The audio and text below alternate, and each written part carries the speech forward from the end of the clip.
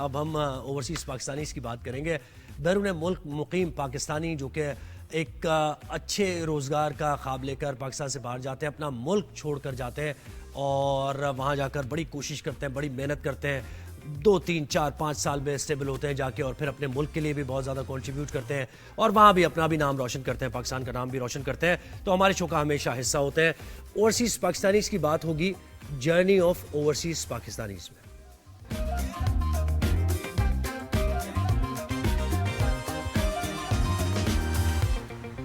Overseas Pakistanis جو کہ ملک سے تو دور ہیں لیکن ان کے دل پاکستان کے لیے دھڑکتے ہیں, اور ایسے ہی ایک پاکستانی ہمارے ساتھ موجود ہیں, احمد انجم صاحب, مقبول احمد انجم صاحب, جو کہ یو اے میں ہیں اور ریئل اسٹیٹ ایکسپرٹ ہیں.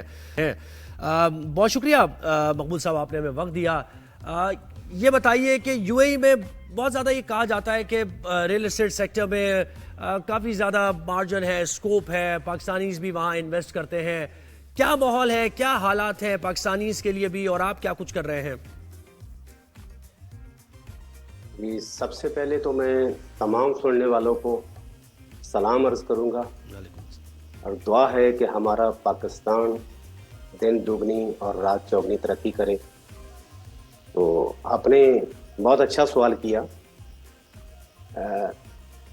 میں 20 سال سے یو اے میں ہوں, اور جب وہاں پہ گیا تھا تو اس وقت یہاں پہ گاڑی شاڑی تھی, چھوڑ کے گیا اور وہاں جا کے پیدل ہو گیا, بہت سٹرگل کی.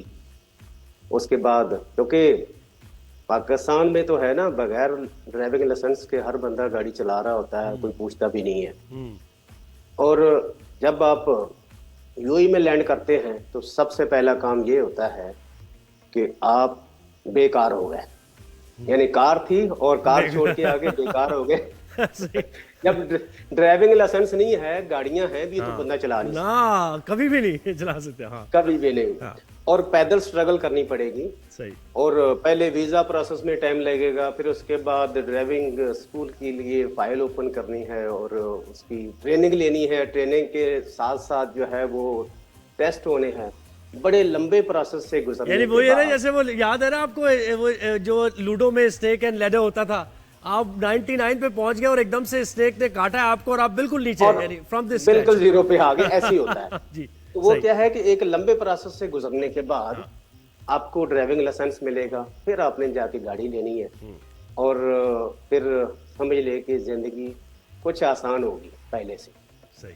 تو یہ میں سمجھتا ہوں کہ یہ دبئی گورنمنٹ کی, یو اے گورنمنٹ کی بہت بڑی کامیابی ہے کہ یہاں پہ لوگوں کو ٹریننگ کے ذریعے مینرز سکھائے جاتے ہیں کہ دوسروں کے حقوق کا کس طرح خیال کرنا ہے, آپ کی پرائرٹیز کیا ہیں اور دوسروں کی پرائرٹیز کیا ہیں ڈرائیو کرتے وقت. تو ان چیزوں کے سے جب بندہ پروسیس سے گزرتا ہے تو پھر اس کو بالکل پتہ ہوتا ہے کہ میں نے ڈرائیونگ کس طریقے سے کرنی ہے. اگر روڈ پہ کوئی بندہ آپ کے سامنے آ گیا ہے تو آپ نے گاڑی کو بریک لگانی ہے, نہ کہ اس کو ہارن دینا ہے. اچھا, یہی ذرا سا توقف تھوڑا سا یہاں میں آپ کو روکوں گا. ایک بڑا اہم سوال جو سب کے ذہنوں میں ہوتا ہے اور ہم پوچھنا چاہتے ہیں, کچھ ایک اسکول آف تھاٹ یہ ہے کہ چینج ٹرکل ڈاؤن کرتا ہے, یعنی اوپر اگر چینج ہوگا, اگر حکومت کی طرف سے قوانین کو نافذ کیا جائے گا اور امپلیمنٹ کرایا جائے گا تو لوگ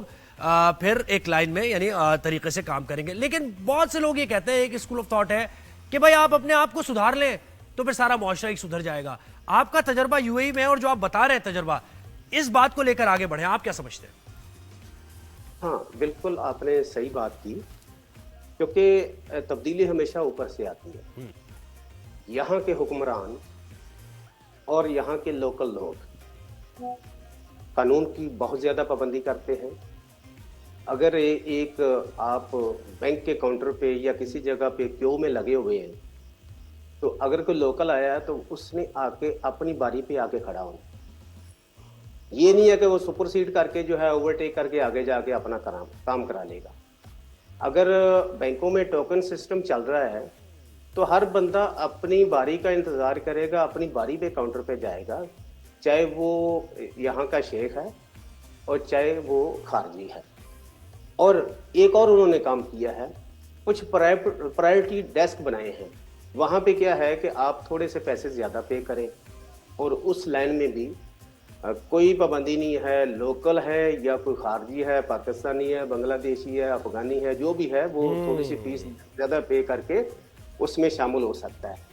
तो यहाँ पे क्या है कि उन्होंने हर किसी के लिए कानून जो है वो बराबर रखा। यानी कानून सबके लिए बराबर, कोई अमीर हो, कोई गरीब हो, पैसे वाला गरीब हो, कोई ना यानी पैसे जिसके पास ना हो, सबको एक कवायद व ज़वाबित के तहत चलना है। एक और चीज बता दें बस, पाकिस्तान के लिए क्या सोचते हैं, क्या करना चाहते हैं अपने मुल्क के लिए?